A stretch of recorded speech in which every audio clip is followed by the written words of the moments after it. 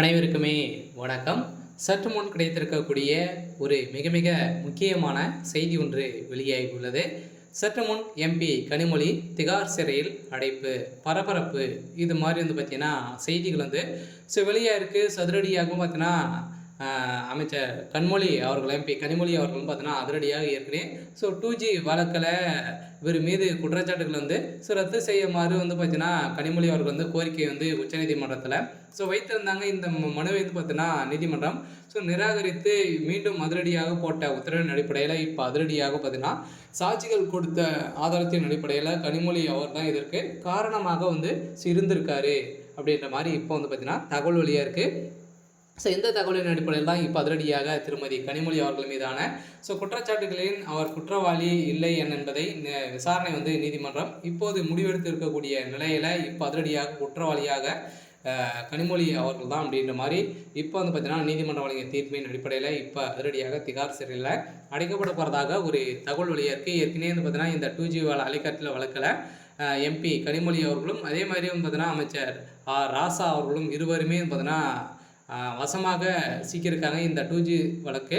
தனக்கு எதிராக சம்மந்தப்பட்ட குற்றச்சாட்டுகளை ரத்து செய்ய கோரி திராவிட முன்னேற்ற கழகத்தினுடைய திமுக எம்பியான கனிமொழி மனுவை உச்சநீதிமன்றம் செவ்வாய்க்கிழமை தள்ளுபடி செய்தது. இதுவரை ஆண்டுக்கு மேலாக நிலுவையில் இருந்த நிலையில் இப்போ உச்சநீதிமன்றம் தள்ளுபடி செய்ய வேண்டும் அப்படின்ற மாதிரி பார்த்தீங்கன்னா கனிமொழி அவர்கள் கொடுத்த மனுவின் அடிப்படையில் இப்போ அதிரடியாக நீதிமன்றம் யோசித்து இப்போ வழங்கக்கூடிய தீர்ப்பின் அடிப்படையில் கனிமொழி அவர்களை இந்த 2G அலைக்கற்ற வழக்கில் எக்கச்சக்கமான அரசுக்கு பார்த்தீங்கன்னா முறைகேடுகள் செஞ்சுருக்காங்க. பார்த்தீங்கன்னா 28.42 கோடிக்கு மேலே பார்த்தீங்கன்னா இது முறைகேடுகள் நடந்திருக்கு அப்படின்றது பார்த்தீங்கன்னா இது நிரூபணமாயிருக்கு. அன்று பார்த்தீங்கன்னா சிபிஐ விசாரணையில் தெரிய வந்திருக்கக்கூடிய நிலையில் இந்த சிபிஐ விசாரணையின் அடிப்படையில் இப்போ எம்பி கனிமொழி அவர்கள் கைது செய்யப்பட்ட சம்பவம் அதிர்ச்சியை ஏற்படுத்தியிருக்கு. சில பார்த்தீங்கன்னா அதையோடு பார்த்தீங்கன்னா ராசாவுடைய நண்பராக இருந்த ஒருவர் பார்த்தீங்கன்னா அடுத்த நாளே உயிரிழந்த சம்பவத்தின் அடிப்படையில் தான் இதில்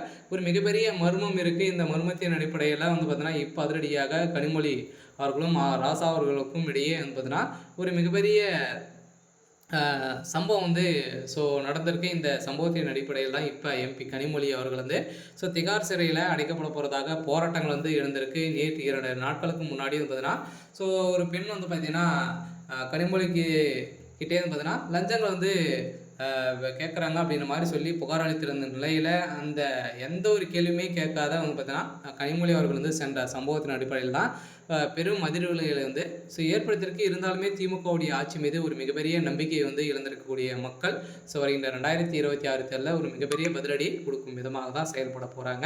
இருந்தாலுமே என்ன நடக்க போகுது அப்படின்ட்டு வெயிட் பண்ணி பார்க்கலாம். இது மாதிரி செய்திகளை தெரிஞ்சுக்கணும் அப்படின்னா மறக்காமல் நம்மளுடைய சேனலை சப்ஸ்கிரைப் பண்ணி சப்போர்ட் பண்ணுங்கள். தேங்க்யூ.